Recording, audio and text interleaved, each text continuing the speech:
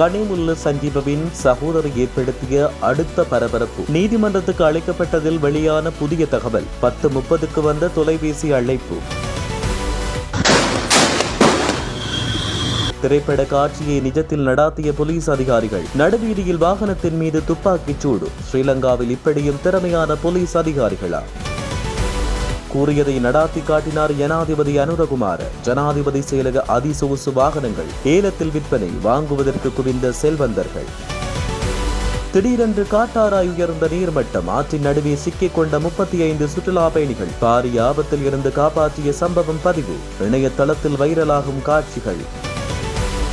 மீண்டும் பாராளுமன்றம் வரும் எண்ணமில்லை. முன்னாள் ஜனாதிபதி ரணில் வெளியிட்ட நக்கல் கருத்து. எல்போர்ட் என்று விமர்சிக்கப்பட்ட அனுரவின் அரச இயந்திரம். பாடசாலை மாணவர்களுக்கு வெளியான மகிழ்ச்சி தகவல். காலணி வவுச்சருக்கான காலம் நீடிப்பு.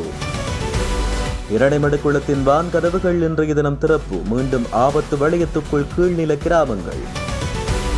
பாதாள உலகத்துடன் தொடர்புடைய பாதுகாப்பு படை வீரர்களுக்கு வருகிறது பேரிடி செய்தி. அனைவரையும் தூக்க தயாராகும் உத்தரவு.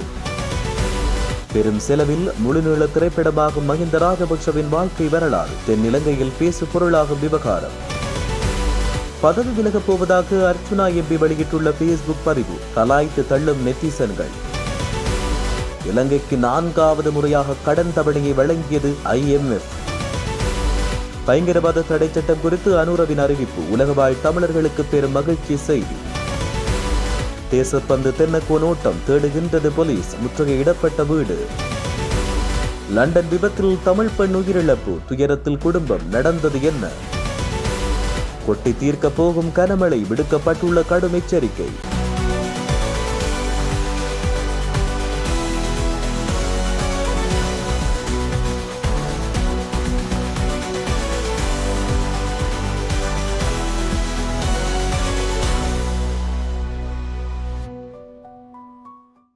கனிமுல்ல சஞ்சீவ கொலை விசாரணையில் தற்பொழுது புதிய திருப்பம் ஒன்று ஏற்பட்டுள்ளது. இந்த நீதவான் விசாரணையின் பொழுது கொழும்பு குற்றப்பிரிவின் அதிகாரிகளின் வழிகாட்டலின் கீழ் சாட்சியமளித்த கனிமுல்ல சஞ்சீவவின் சகோதரி தில்ருக்ஷி சமரரத்ன பின்வருமாறு குறிப்பிட்டார். இந்த சம்பவத்திற்கு முன்பு சஞ்சீவ பூசா சிறைச்சாலையில் இருந்தார். நான் வாரத்துக்கு 2 முறை என் சகோதரனை பார்க்க செல்வேன். அவர் மீதுள்ள வழக்குகள் பற்றி எனக்கு தெரியாது. சம்பவம் நடைபெற்ற அன்று என்னுடைய தம்பி கொழும்பு நீதிமன்றத்துக்கு அழைத்து வரப்பட்டாரா என்பதும் எனக்கு தெரியாது. காலை 10:30 மணியளவில் எனக்கு ஒரு அழைப்பு வந்தது.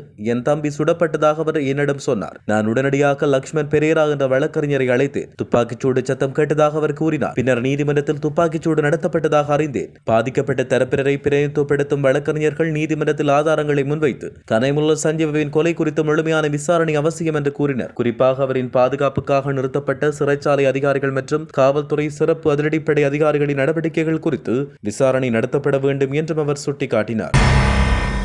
பத்தளையிலிருந்து லொரியொன்றை திருடி தப்பிச் சென்ற நபர் ஒருவரை போலீசார் கைது செய்துள்ளனர். பத்தளையிலிருந்து லொரியொன்றை திருடி தப்பிச் சென்ற நபர் கடுவல நகரத்தை கடந்து சென்று கொண்டிருந்த போது போலீசார் அந்த லொரியின் மீது துப்பாக்கிச்சூடு நடத்தி அந்த நபரை கைது செய்தனர். பத்தளை பகுதியில் உள்ள பல்பொருள் அங்காடி ஒன்றுக்கு காய்கறிகளை ஏற்றி வந்த குளிரூட்டப்பட்ட லொரியொன்றே இவ்வாறு திருடப்பட்டதாக போலீசார் தெரிவித்தனர். அந்த லொரியின் சாரதி தேநீர் அருந்துவதற்காக பல்பொருள் அங்காடிக்கு அருகில் உள்ள ஒரு இரவு உணவகத்தின் முன்பு தன்னுடைய வாகனத்தை நிறுத்தியிருந்த போது சந்தேக நபர் அந்த லொரியை திருடியதாக போலீசார் தெரிவித்தனர். போலீசாருக்கு கிடைத்த தகவலின் அடிப்படையில் வீதி தடைகளை அமைத்து லொரியை நிறுத்த முயற்சித்த போதிலும் சந்தேக நபர் லொரியை நிறுத்தாமல் ஓட்டிச் சென்றார். அதன்படி போலீசார் லொரியின் மீது துப்பாக்கிச்சூடு நடத்தியுள்ளனர். அந்த லொரியின் சாரதி தேநீர் அருந்துவதற்கென பல்பொருள் அங்காடிக்கு அருகில் உள்ள ஒரு இரவு உணவகத்தின் முன்பு தன்னுடைய வாகனத்தை நிறுத்திய போது சந்தேக நபர் அந்த லொரியை திருடியதாக போலீசார் தெரிவித்தனர். போலீசாருக்கு கிடைத்த தகவலின் அடிப்படையில் வீதி தடைகளை அமைத்து லொரியை நிறுத்த முயற்சித்த போதிலும் சந்தேக நபர் லொரியை நிறுத்தாமல் ஓட்டிச் சென்றார். அதன்படி போலீசார் லொரி மீது துப்பாக்கிச்சூடு நடத்தியுள்ளனர்.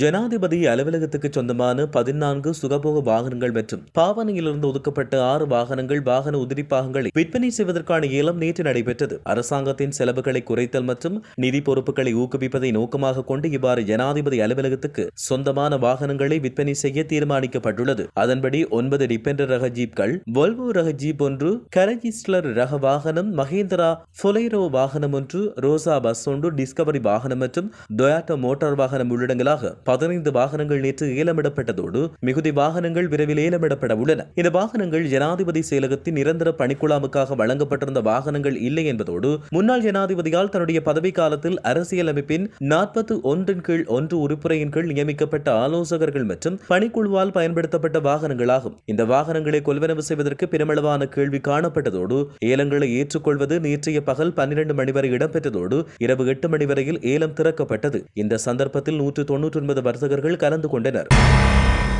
கிரிக்கட்டோயாவின் நீர்மட்டம் திடீரென்று உயர்வடைந்ததால் அதனிடையே சிக்கியிருந்த 35 பேர் மீட்கப்பட்டுள்ளனர். கெமனு கண்காணிப்பு படையின் நன்பெரியல் முகாமில் நிறுவப்பட்டுள்ள அனர்த்த நிவாரண பிரிவினரால் நேற்று மாலை குறித்த குழுவினர் மீட்கப்பட்டுள்ளனர். கொலன்னாவ பகுதியிலிருந்து நன்பெரியல் பகுதிக்கு சுற்றுலாவுக்கு சென்ற 75 சுற்றுலா பயணிகள் இந்த சம்பவத்துக்கு முகம் கொடுத்ததாக ராணுவம் தெரிவித்துள்ளது. கிரிக்கட்டோயாவின் நீர்மட்டம் உயர்வதற்கு முன்னர் ராணுவத்தினர் விரைவான நடவடிக்கையை மேற்கொண்டதன் விளைவாக பொதுமக்களை பாதுகாப்புடன் வெளியேற்ற முடிந்ததாக ராணுவம் தெரிவித்தது.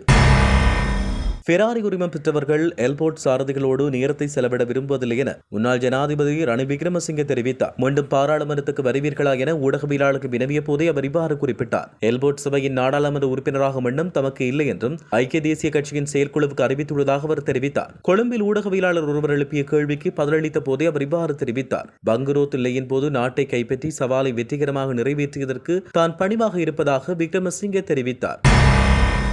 2025 ஆண்டுக்கான பாடசாலை மாணவர்களுக்கு காலணி வழங்குவதற்குரிய வவுச்சரின் செல்லுபடியாகும் காலம் இம்மாதம் 20ஆம் தேதி வரை நீடிப்பதற்கு கல்வி அமைச்சு தீர்மானித்துள்ளது. இது தொடர்பாக கல்வி அமைச்சு வெளியிட்டுள்ள அறிக்கையில் குறிப்பிடப்பட்டுள்ளதாவது 2025 ஆண்டுக்கான பாடசாலை மாணவர்களுக்கு காலணி வழங்குவதற்குரிய வவுச்சரின் செல்லுபடியான காலம் 2025 பிப்ரவரி 28ஆம் தேதியுடன் முடிவடைந்த நிலையில் வவுச்சரின் செல்லுபடியாகும் காலம் நீடிக்கப்பட்டுள்ளது. இதன்படி பாடசாலை மாணவர்களுக்கு காலணிகளை வழங்குவதற்கான வவுச்சர்களின் செல்லுபடியாகும் காலம் 2025 மார்ச் மாதம் 20ஆம் தேதி வரை நீடிப்பதற்கு கல்வி அமைச்சு தீர்மானித்துள்ளதாக குறிப்பிடப்பட்டுள்ளது.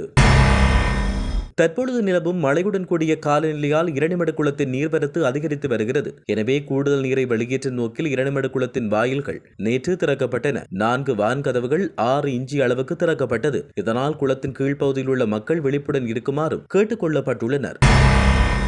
பாதாள உலகத்துடன் நெருங்கிய தொடர்புகளை கொண்ட பாதுகாப்பு படைகளைச் சேர்ந்தவர்கள் குறித்து சிறப்பு புலனாய்வு அறிக்கை தயாரிக்கப்பட்டு வருவதாக தெரிவிக்கப்படுகிறது. இதன்படி பாதாள உலகத்தோடு தொடர்புடையதாக செயற்பட்டிருந்தால் காவல்துறை உட்பட பாதுகாப்பு படையினருக்கு எதிராக சட்ட நடவடிக்கை எடுக்கப்பட உள்ளது. அப்படிப்பட்ட நபர்கள் யாரேனும் அடையாளம் காணப்பட்டால் அவர்களுக்கு எதிராக பெருநிறுவன சட்டங்கள் மற்றும் குற்றவியல் சட்டத்தின் கீழ் நடவடிக்கை எடுக்கப்படும் என கூறப்படுகிறது. இந்நிலையில் காவல்துறை உட்பட பாதுகாப்பு படைகளைச் சேர்ந்த சிலரின் பாதாள உலக நடவடிக்கைகள் தொடர்பில் தற்பொழுது உண்மைகள் வெளியாகியுள்ளதாக தெரிவிக்கப்பட்டுள்ளது.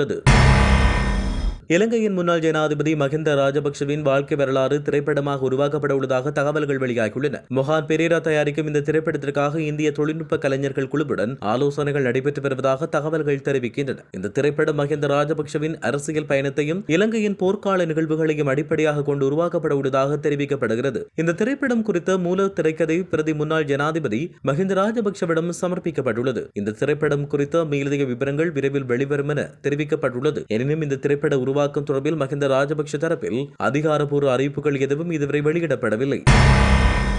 நாடாளுமன்ற உறுப்பினர் ராமநாதன் அர்ச்சுனா தன்னுடைய நாடாளுமன்ற உறுப்பினர் பதவியை கௌசல்யா நரேன் என்ற பெண்ணுக்கு விட்டுக் கொடுக்க உள்ளதாக அர்த்தப்படும் வகையிலான பேஸ்புக் பதிவொன்றை இட்டுள்ளார். நாடாளுமன்ற உறுப்பினர் ராமநாதன் அர்ச்சுனா தன்னுடைய நாடாளுமன்ற உறுப்பினர் பதவியை கௌசல்யா நரேன் என்ற பெண்ணுக்கு விட்டுக் கொடுக்க உள்ளதாக அர்த்தப்படும் வகையிலான பேஸ்புக் பதிவொன்றை இட்டுள்ளார். அவர் பதவி விலகுவாராக இருந்தால் அவரின் அணியில் போட்டியிட்டு 2வது அதிக வாக்குகளை பெற்ற கௌசல்யா நரேனுக்கு அந்த பதவி செல்லும். அவ்வாறு இருப்பினும் அர்ச்சுனாவும் இந்த பதவியில் மறைமுகமாக தாம் பதவி விலகப் போவதாக குறிப்பிட்டுள்ளாரே தவிர நேரடியாக இதையும் விளக்கவில்லை. இது குறித்து அவருடைய விளக்கத்தை பெறவும் முயற்சி செய்து வரப்படுகிறது. சர்வதேச நாணய நிதியத்தின் நிர்வாக குழு இலங்கைக்கு உடனடி நிதி வசதியாக 336 மில்லியன் அமெரிக்க டாலர்களை வழங்கியுள்ளது. IMF 48 மாத கால நீடிக்கப்பட்ட நிதி வசதி திட்டத்தின் கீழ் இலங்கையுடனான 3வது மதிப்பாய்வு நிறைவு செய்துள்ள நிலையில் இதன் மூலம் பொருளாதார கொள்கைகள் மற்றும் சீர்திருத்தங்களுக்கு ஆதரவளிப்பதற்காக குறித்த உடனடி நிதி வசதியை வழங்கியுள்ளது. இதுவரை இந்த திட்டத்தின் கீழ் சர்வதேச நாணய நிதியத்தில் இருந்து இலங்கைக்கு வழங்கப்பட்ட மொத்த நிதியுதவி 1.34 பில்லியன் அமெரிக்க டாலர்களாக அதிகரித்துள்ளது. சமூக செலவினங்களுக்கு சுட்டன் இலக்கத்தை தவிர 2024ஆம் ஆண்டு டிசம்பர் மாத இறுதிக்கான ஏனைய அனைத்து அளவு இலக்குகளும் பூர்த்தி செய்யப்பட்டுள்ளதாக குறிப்பிடப்பட்டுள்ளது. சமீபத்தில் நிறைவு செய்யப்பட்ட கடன் மறுசீரமைப்பு பணிகள் கடன் நிலைத்தன்மையை உருவாக்குவதற்கான பாதையில் வெற்றிகரமாக செய்யப்பட்டுள்ளன. புதிய சட்ட கட்டமைப்பின் மூலம் பயங்கரவாத தடை சட்டத்தை நீக்க அரசாங்கம் தயாராக இருப்பதாக ஜனாதிபதி அனுரகுமார திசாநாயக்க தெரிவித்துள்ளார். நாடாளுமன்றத்தில் நேற்றைய தினம் நடைபெற்ற 2025 ஆண்டு வரவு செலவு திட்டத்தின் பாதுகாப்பு, பொதுமக்கள் பாதுகாப்பு மற்றும் நாடாளுமன்ற விவகார அமைச்சின் செலவினங்கள் மீதான விவாதத்தில் கலந்து கொண்டுரையாற்றிய போதே ஜனாதிபதி அனுரகுமார திசாநாயக்க இவ்வாறு குறிப்பிட்டுள்ளார். மேலும் கருத்து தெரிவித்த ஜனாதிபதி, பொருளாதார நெருக்கடி மற்றும் நாட்டில் பாதுகாப்பு இல்லை என்ற எண்ணத்தை உருவாக்குவதன் மூலமோ பொதுமக்கள் கிளர்ச்சியை உருவாக்குவதன் மூலமோ அரசாங்கத்தை கவிழ்க்க எதிர்க்கட்சிகள் காணும் கனவுக்கு ஒரு பொழுதும் இடமளிக்கப்பட மாட்டாது. தற்போதைய அரசாங்கம் காட்டு மிராண்டித்தனத்தின் சகாப்தத்தை முடிவுக்கு கொண்டு வந்து நாகரிகத்துக்கு வழிவகுத்துள்ளது என்றும், முடிந்தால் தற்போதைய அரசாங்கத்தின் நாகரிகத்தை மிஞ்சிச் செல்லுமாறும் எதிர்க்கட்சிகளுக்கு ஜனாதிபதி சவால் விடுத்துள்ளார். இலங்கை முன்னாள் போலீஸ் மாதிபர் தேசப்பந்து தென்னக்கோன் வசிக்கும் வீட்டை குற்றப்புலனாய்வு திணைக்களம் திடீரென்று நுழைந்து சோதனையிட்டு தேடுதல் நடத்தியுள்ளது. மாத்தறை நீதவான் நீதிமன்றம் அவரை கைது செய்ய உத்தரவிட்டதை அடுத்து இந்த நடவடிக்கை எடுக்கப்பட்டுள்ளது. போலீசார் சோதனையிட்ட போது அவர் வீட்டில் இல்லை என தகவல் வெளியானது. 2023 டிசம்பர் 31 மாத்தறை வெலிகம பகுதியில் உள்ள ஹோட்டலில் நடந்த துப்பாக்கிச் சூட்டில் போலீஸ் அதிகாரி ஒருவர் உயிரிழந்த சம்பவம் தொடர்பில் நீதிமன்றம் இந்த உத்தரவை பிறப்பித்துள்ளது. இதனிடையே ஜனாதிபதி அனுரகுமார திசாநாயக்க நேற்று நாடாளுமன்றத்தில் பேசும்போது நீதிமன்ற உத்தரவு பேரில் உயரதிகாரி ஒருவரை கைது செய்ய போலீசார் வீட்டுக்கு சென்ற போது அவர் தலைமறைவாகிவிட்டார் என குறிப்பிட்டுள்ளார். முன்னாள் போலீஸ் மாதிபர் தேசப்பந்து தென்னக்கோன் இன்று அல்லது நாளை சரணடைந்து கொள்வார் என நம்புவதாக அவர் பாராளுமன்றத்தில் கூறியுள்ளார்.